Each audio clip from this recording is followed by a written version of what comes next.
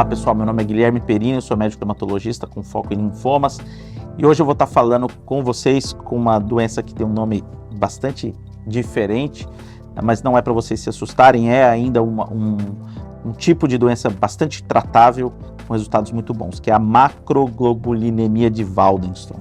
Tá? Isso na verdade é o nome, né, que a gente dá para um tipo de linfoma, um linfoma linfoplasmocítico, ou seja, que a célula doente tem características tanto de linfócito quanto de plasmócito, que secreta uma proteína IgM, né, que é um anticorpo da classe do IgM.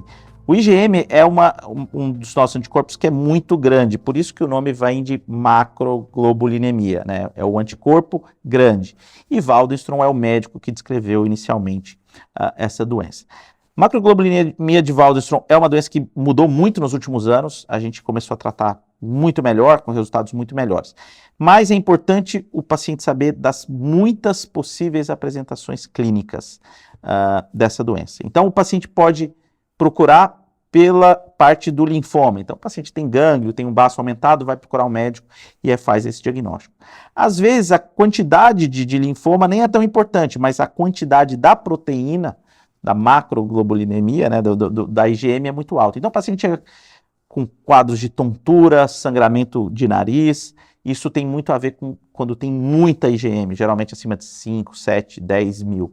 E aí esses pacientes podem precisar de um tratamento meio urgente de retirar essa proteína, é o que a gente chama de fazer uma plasmaférese, uma troca do plasma para baixar um pouco essa quantidade de proteína. Muitas das vezes a proteína não está num volume muito grande, mas ela pode depositar em alguns órgãos.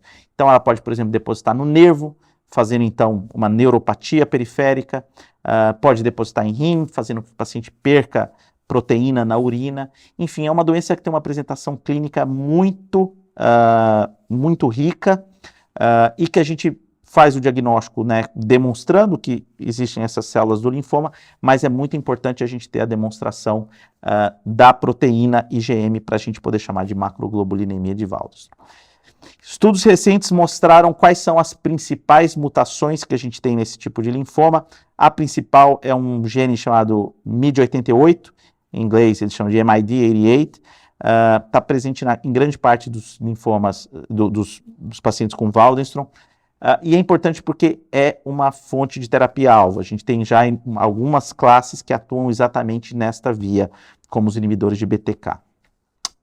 A gente tem, em outros pacientes, uma mutação num gene chamado CXCR4 e que também já tem chegando terapias-alvos para esses pacientes que têm essa mutação. Nem sempre a gente precisa pesquisar essas mutações. Vocês sabem, eu gosto sempre de falar dessa parte molecular, mas esse é um cenário que nem sempre é necessário. Por quê? Porque mesmo o tratamento que a gente usa, terapias mais padrão, tem resultados muito bons. Então, a gente tem várias possibilidades, a gente pode fazer um tratamento mais próximo de um linfoma, então como bendamucina, rituximab, RCVP, RCD, que é um esquema que a gente faz rituximab, ciclofosfamida e dexametasona.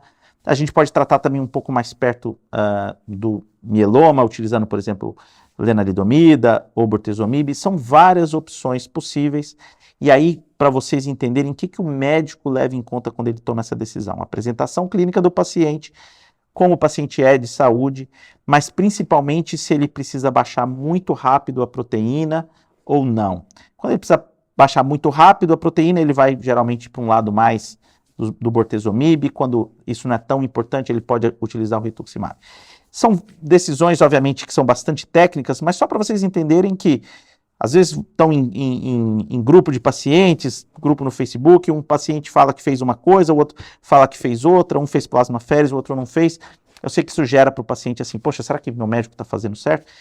Claro que está, muito provavelmente está, é que sua apresentação clínica é um pouco diferente do seu colega. E no Waldenström, que é uma doença muito com várias apresentações clínicas, isso pode acontecer. Como eu falei para vocês, a gente já tem terapia-alvo no Waldenström, o ibrutinib e outros da classe, como a calabrutinib, zanubrutinib, estão chegando nesse cenário inicialmente para doença recaída. É uma terapia-alvo extremamente eficaz, grande parte dos pacientes vão tratar e não vão ter progressão, mas são terapias contínuas, né? Então o paciente vai tomar esses comprimidos por um longo período, né? Mas é extremamente importante saber que os avanços nessa área do Waldenstrom são muito marcantes. A gente sempre foi uma doença de prognóstico bom, mas a gente tem melhorado ainda mais o prognóstico conforme a gente vai aumentando o nosso arsenal terapêutico.